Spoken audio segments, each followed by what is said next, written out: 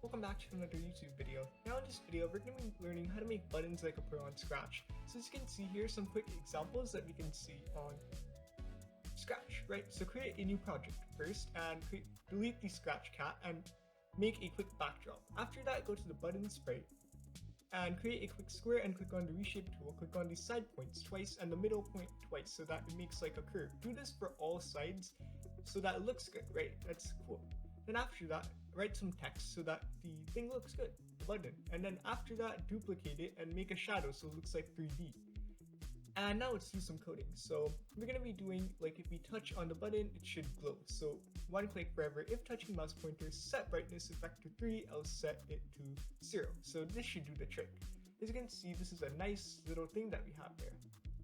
So make sure to duplicate this code and delete everything else except the one click and forever. Now this is going to be a quick algorithm to make the button go up and down. Make sure to follow carefully.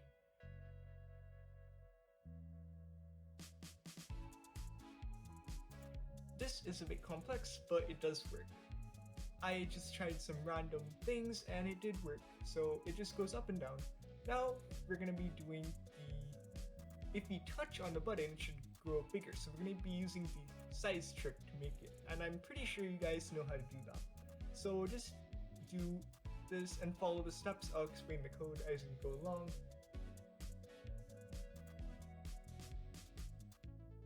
Okay, so all you have to do is just follow along and I'll explain it after I've completed this. So size plus 120 plus or minus size divided by 3 and duplicate this and make it 100. So what it does is when we touch on it, it should become 120, and if we don't, the size should become 100. So yeah.